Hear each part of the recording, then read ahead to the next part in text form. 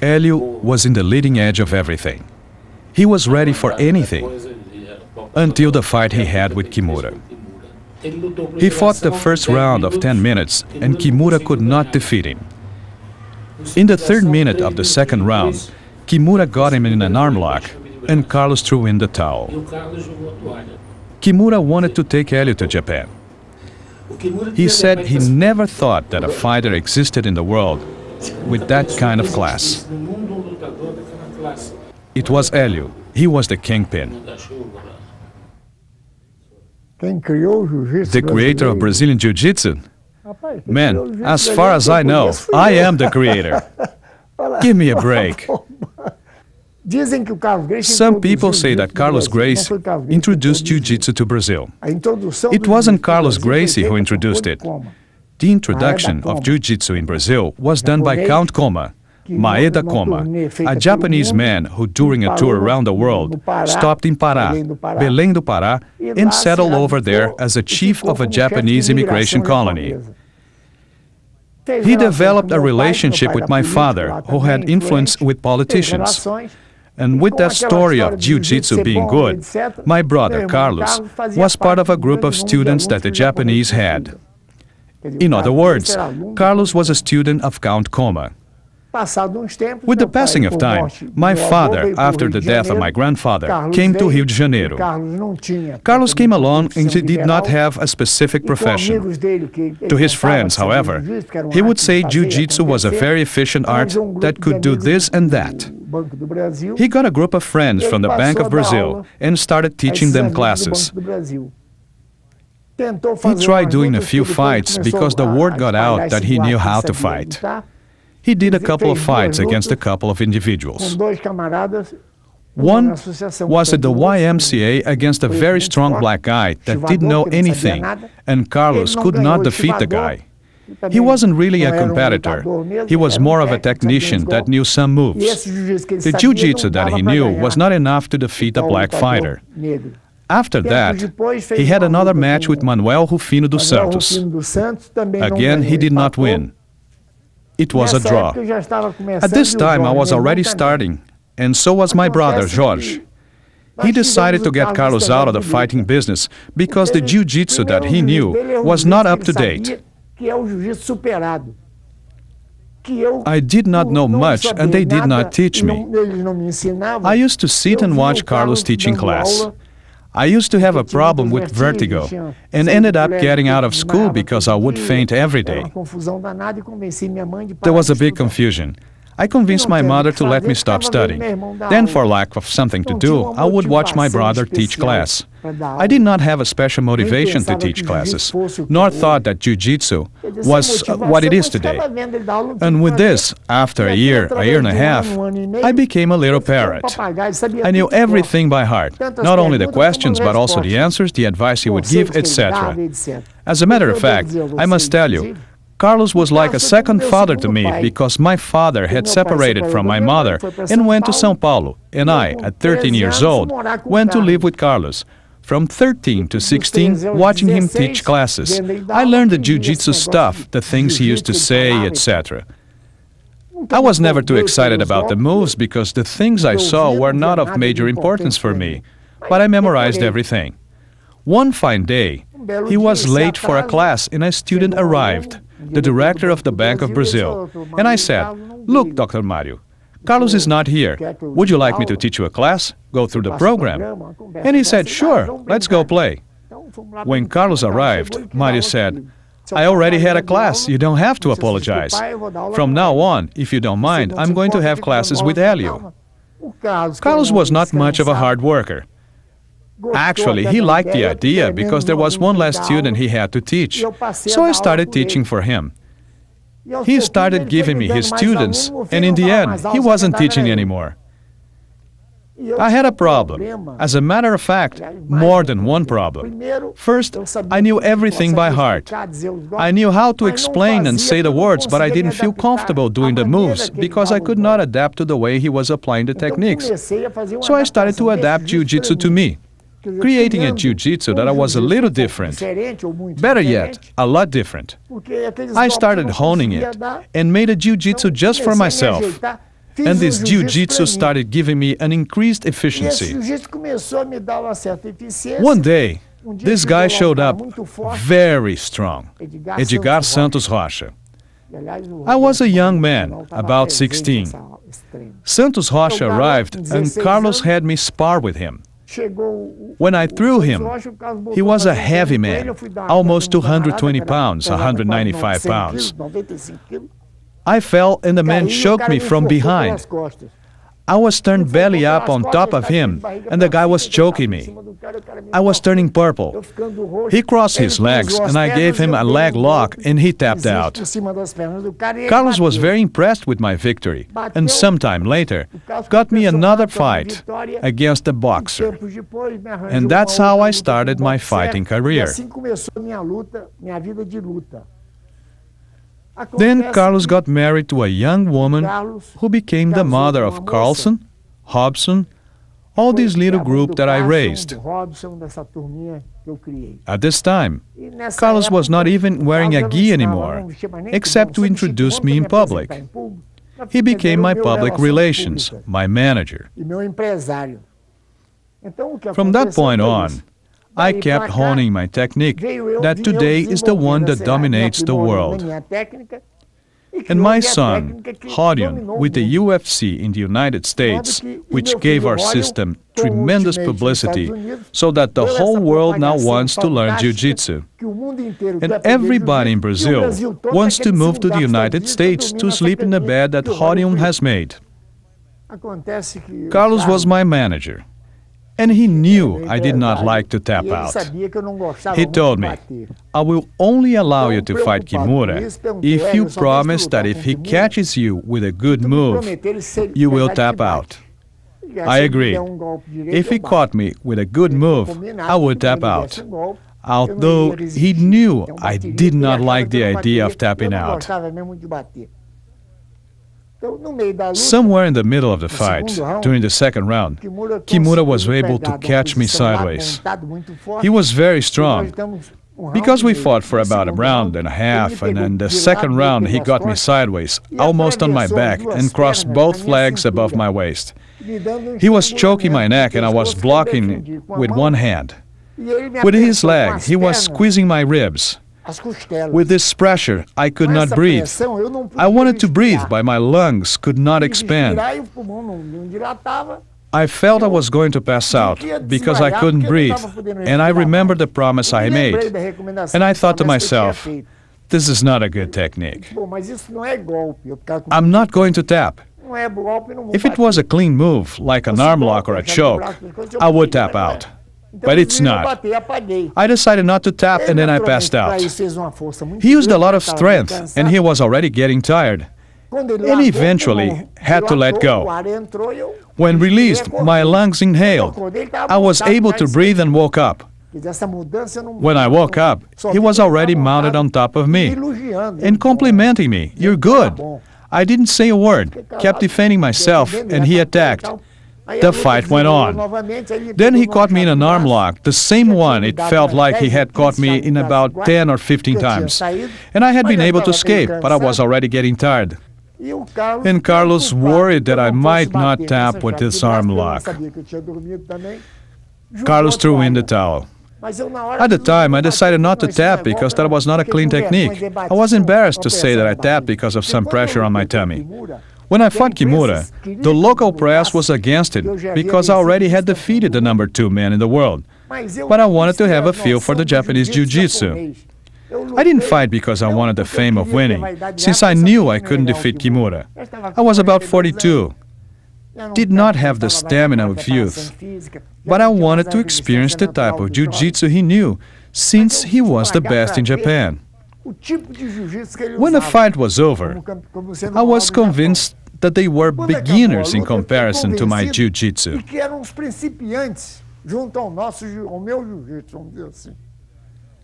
This jiu-jitsu that I know enables me to say that anyone who does it as I do, or as my sons do it, cannot be beaten unless by accident. If tomorrow there's a fight against Mike Tyson or Holyfield out of 100 fights, you can lose 1 or 2, but you win 98 or 99. I challenge Joe Louis. Let's say he hits me with 1 punch in my back. He would throw me 60 feet away. But the certainty that he would not hit me moved me to challenge him, and he would not accept this fight. So in order to beat us, either you have to know our jiu-jitsu, the jiu-jitsu I adapted, or hope for an accident. There is no way that the Boxing Federation would ever permit a fight. It's not that a top boxer wouldn't fight, because to get to the top, he has to be courageous and efficient. So, the reason is not that they would be afraid. Due to the tremendous popularity of no-holds-barred fighting, if boxing steps in and loses, its prestige will lose 80% in popularity, and boxing is a huge source of income. There's absolutely no way they would permit this. That's why in the United States there is a huge campaign against no-holds-barred events, due to the tremendous amount of interest in no-holds-barred fighting in general. It is so big that they are afraid that this success could surpass the popularity that boxing has as a sport. I still teach classes, and it's not just anybody who can make me tap. You know, I'll give a lot of people headaches. The jiu-jitsu that I developed was not a sport for competition. I was never a competitor. I was always a wimp, a weak man weighing 140 pounds. I never had the physical attributes to develop a sport for competition. Every competitor is an athlete. I'm no athlete. However, I created the Jiu-Jitsu Federation so that Jiu-Jitsu could have an official forum, giving some people the ability to compete, put my art on the map officially. My Jiu-Jitsu, however, is an art of self-defense. It's for the real street fights. It's to protect the individual, the older man, the weak, the child, the lady and the young woman from being dominated and getting hurt by some bum because they don't have the physical attributes to defend themselves like I never had. Therefore, I developed a jiu-jitsu that would focus on physical efficiency for self-defense. Brazil is the world center for jiu-jitsu champions. All the best jiu-jitsu fighters in the world are Brazilians. In addition to my sons, who are better than all the others, we have lots of good fighters here in Brazil who can go all over the world with the jiu-jitsu they know, and they are going to defeat everybody. But they went to the United States, and they all lost in the no-holds-barred, because the jiu-jitsu they do is the sport of jiu-jitsu, not the one for the street fighting. This jiu-jitsu, they never learned because, as the saying goes, you should not throw pearls to the swine or try to teach the cat's jump to a bear. That's why my sons are the only ones who know this jiu-jitsu that works in a street fight. This jiu-jitsu combines the sport technique with the fighting technique. Here in Brazil now, everybody does jiu-jitsu with rules and time limits. How can I fight a man much stronger than I for 5-10 minutes if I'm weak and he is strong? I have to wait for him to get tired so I can defeat him. Who is a better fighter? I, who can make him tap in half an hour, or he that wins by points in 5 minutes because the timekeeper or somebody with a pen says that he scored more points. The winner is the one that wins the real fight, which is what we do. That's why our fights have no time limits, because we fight opponents with a huge weight difference. They will get tired because they do not have the technique. We wait long enough and then defeat them. I usually say, I never beat anybody. They are the ones that lost. I have 3 sons who are world champions, Rickson, Royce, and Hélio. Technically in jiu-jitsu, there is nobody in the world who can beat them. Carlos practically raised me because at 13 years old, I went to live with him, and thanks to him, I evolved very much, morally and spiritually. He was a great counselor because he was a very level-headed individual. He was not a hard worker, but in any case, he was a thinker, a very spiritually involved person. And with that, he disconnected himself from material things and people. Then I sort of took command of the whole family. The money he had, I distributed to the family. It was mine and his. I had his total confidence and handled everything outside of his spiritual activities because he disconnected himself from everything and everyone. Carlos was a very courageous man. Although he was a philosopher, he was courageous as hell. I don't quite recall how many fights I had. I would say about 15, more or less. If you count all fights like everybody else does, including Rickson, who says he has 400 fights, if you count like that, I have 1 million, because for the last 6 years, I've been teaching jiu-jitsu with about 20 to 30 students a day. If you multiply that, it would be more than 1 million. Rickson, for example, fought twice in Brazil, and the rest of his fights were in Japan. I don't know if there were 3, 4, or 5. The rest that everybody likes to count that adds to 400 or 500 are tournament matches, amateur fights, little kids' plays, and I don't count those as fights. The guys are starving in Brazil, and Royce and Horion open a fabulous door, which are the doors to the United States, where for everybody, minimum wage is about 1,000 or 2,000. Here, it's 100. Anybody who's starving goes over there, and even panhandling can make the salary you can make in Brazil. So this invasion that is moving to the United States is natural, because Brazilians, as you know, are very tricky. They always want to take advantage of everything. With this idea, any way they can leech on, they will. And Horion, with this tournament that he did, the UFC, and Royce's victories, and now Rickson, gave a lot of publicity for our jiu-jitsu. I say our, because what I learned from Carlos Gracie was the Japanese version. This, for me, doesn't count. It served as a basis for me to use as a guideline. But the jiu-jitsu that revolutionized the world is the jiu-jitsu that I and my sons practice. And Horion has the world's biggest academy in the United States. And there is the jiu-jitsu that I like, that I want, and that I created. So everybody wants to go over there. It's only natural. They're starving here. They go over there and open up a school, and with the desire the whole world has to learn jiu-jitsu.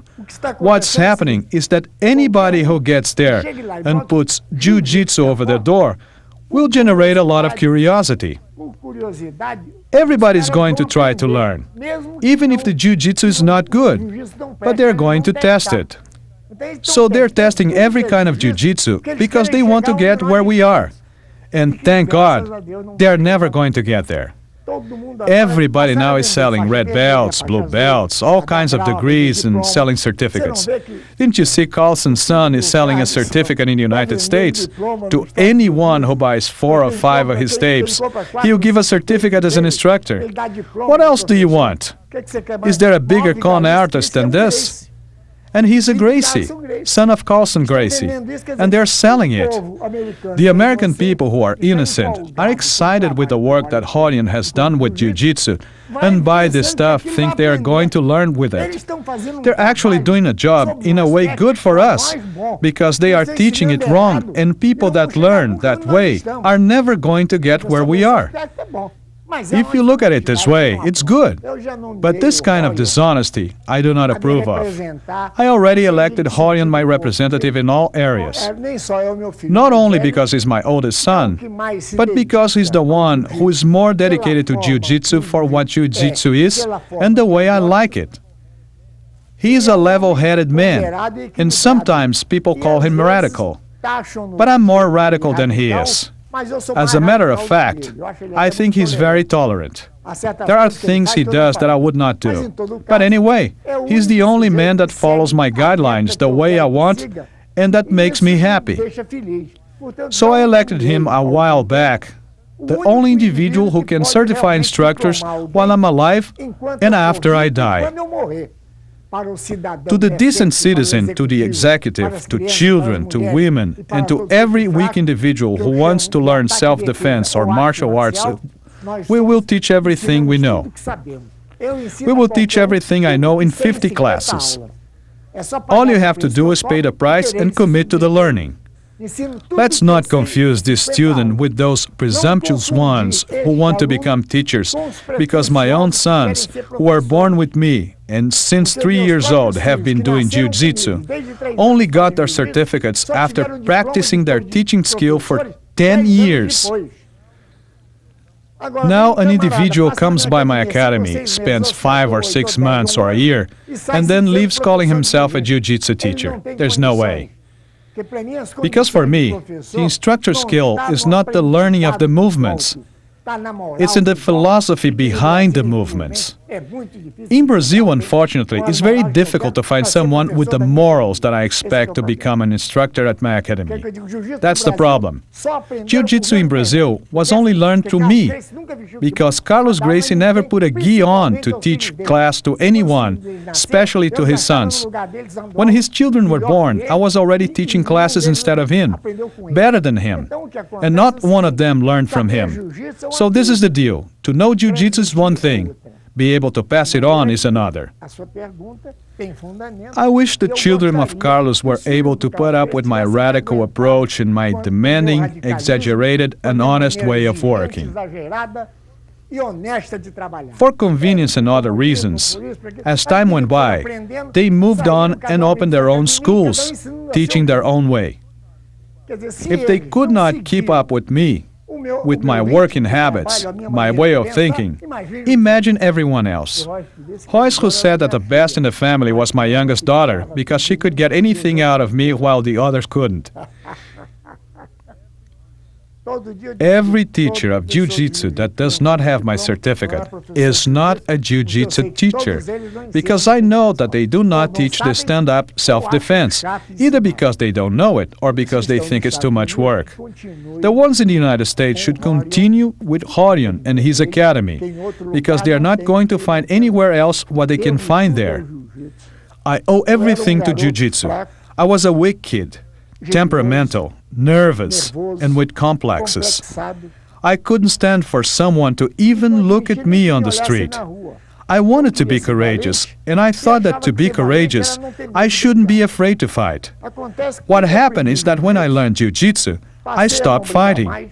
I learned to believe in myself and became a more tolerant kid. I'm apparently a tolerant man because the self-control that jiu-jitsu gave me was such that today I come across as a saint. When the people start to compliment me very much, I usually tell them that I'm the worst individual that I've ever met. I'm like the devil. I have all the bad qualities that you can imagine.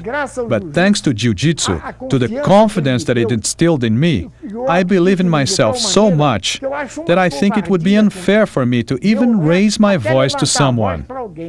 Because the sense of security is so great that I think it would be unfair to take advantage of it. So, jiu-jitsu changed me morally and emotionally in so many different ways that my gratitude to jiu-jitsu is tremendous. That is why I'm a fanatic for it, and I love my students because when I teach, I fulfill myself through my student. I want to see him just like me, morally and physically. Because what you see sometimes is an individual that considers himself courageous, fighting and beating people up, while for me, every person that fights all the time is a coward. He is afraid. He is insecure. That's why he fights. Because a man at peace, confident, with or without jiu-jitsu, with or without the strength, when he is confident in himself morally, he dominates the adversary with his moral strength, not with his physical power. Physical power is a complement for when a person is not morally evolved. He will rely on the physical strength. So jiu-jitsu for this kind of person is a great equalizer. If today I come across as a nice guy, a calm, friendly, decent individual, I owe it all to jiu-jitsu, my friends.